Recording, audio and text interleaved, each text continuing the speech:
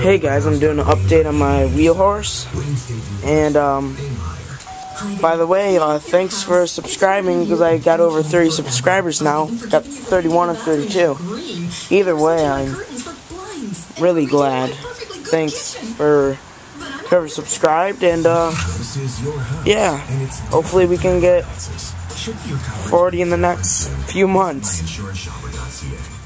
But anyways, so yeah, I'm gonna just show you some of the future things I'm gonna be doing to this. Not future, like really soon stuff, but a few weeks. First, let's start with the new ratio. Well, it's a 1-to-1 ratio. As you heard in the other vid. Here's the original belt. Sorry guys, no tripod. Well, as you can see, it won't fit because the last ratio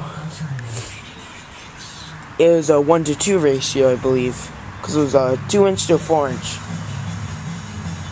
But anyways, or maybe it's a 2-to-1. No, it's a 1-to-2. Anyways, yeah. So I ordered a new belt on eBay. That took me the longest time to find a belt. Not to find the actual size of belt, but to find out what kind I needed. I knew I needed a V belt, 1/2 inch, but I didn't know how much it was. So I looked at the serial code on the Oregon or model number or whatever, and it was a 29-inch.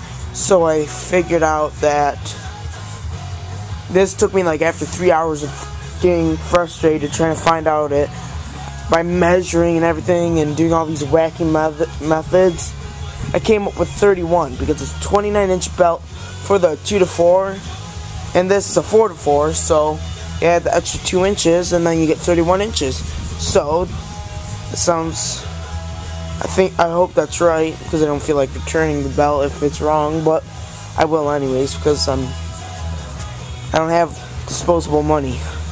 So I'll be needing to add, since this is a 4-inch and not a 2-inch, I need to add, oops, this is stuck. It's my problem. See this? Well, it touches, if you can hear this. I can hear it, only when it's on. Well, it rubs that, so I need to move that about a 1/2 inch away just to get it out of there so it's not scraping, and then I have to get it. It's got a little scratched up from doing that. Oh, sorry guys. But yeah, I'm getting a plow soon. I'm gonna just mount it out here. Oh, sorry. Mount it out here from the angle iron. There's pre-drilled holes, so I'm gonna just bolt it on that. Then I'm gonna be putting brakes on this. See how this works, guys? How you move this forward and moves this rod to the bottom of that, and then moves this rod and tightens the belt. I'm gonna be doing that with the brake. Oh yeah, by the way, this is a new clutch pedal, but I'm gonna be using the original because it touches the tire, so I don't want that to happen. But here's the brake one. Oh, there we go. There's a brake one. That's cast iron, same as the other one. Okay, you just slip it on this and then bolt this back on. Then I'm gonna do the same thing. Hook it up so it goes on that side for the brake. That shouldn't be that hard of a project to do. Maybe a couple-hour job. I'm trying to be realistic here. It's not gonna be a half-hour job, so as much as I would love that to be, it's not gonna be. But it's fine. If you don't love to do this stuff, then it's not your type of work to do, you know? Well, anyways, what else to talk about? I talked about the belt, the plow. Oh yeah, and the plow. This handle was used for the back thing. See that little hook? What moves this up and down, because it's bolted on with one bolt across, so it pivots. This was originally for a back plow to even out dirt and stuff. But I'm gonna hook this up for the front, and it locks in these things. As you can see, this moves down and then it's hard when seeing it locks back up. So I'm gonna be using that. I like how it's built in and you don't have to add some cheap Craftsman piece of crap. Not that Craftsman's bad, it's just compared to a Wheelhorse, the steel's higher quality and thicker.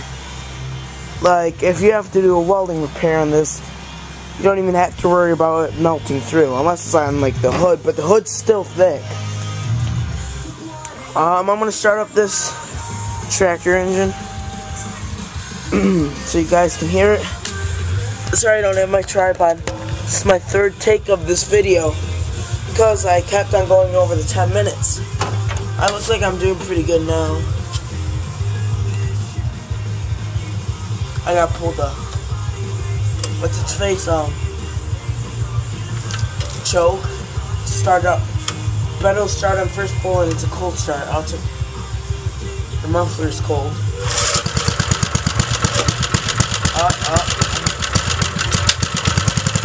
There you go, one pull.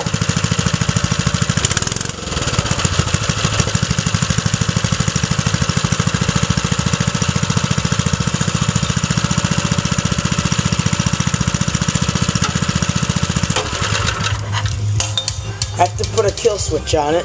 As you can see, I'm using a welding chipping hammer to get the spark plug boot off. I love the engine. It's so cool. Like, I love old stuff. I might paint that casing red or just keep it orange. Eventually I want to put the old engine on. I don't know if you can see that. I'll bring it out into light if I can do this one-handed.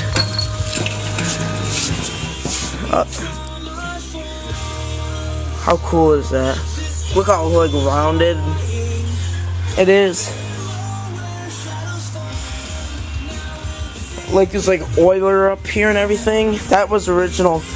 Actually, I think it's earlier than this tractor, but because it's like a 56 and this is like a 60 or 58. I really think it's a 58, but it's like there's more 58 parts than 60s on this because it's like a Frankenstein. All these mixed parts to make it, because this isn't the original hood. This is a 60 something, like a Suburban. This might be a Suburban or RJ something. I think the RJ5 it's called. But yeah, it's gonna be cool. Maybe I can make some few bucks doing some plowing, cause I know I'm taking this thing ice fishing for sure.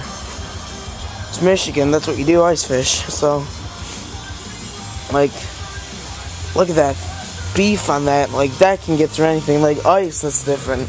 You probably slide, but usually it's a good layer of snow on the ice. So, it'll grip and good. And then with that new 1-to-1 ratio, it's going to have a lot of torque and a lot of speed. So, well, more speed than it was. I removed the spring for that because I'll show you on this one how it works. See how loose that is? Like, well, there's no spring. Well, the throttle's unhooked up, but the spring is. Like, I don't like how loose that is. So I took a thin piece of electrode and let's see if I can find a piece of it. I don't think I will be able to.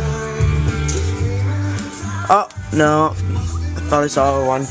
Well, it's a really thin electrode. And, oh, found some.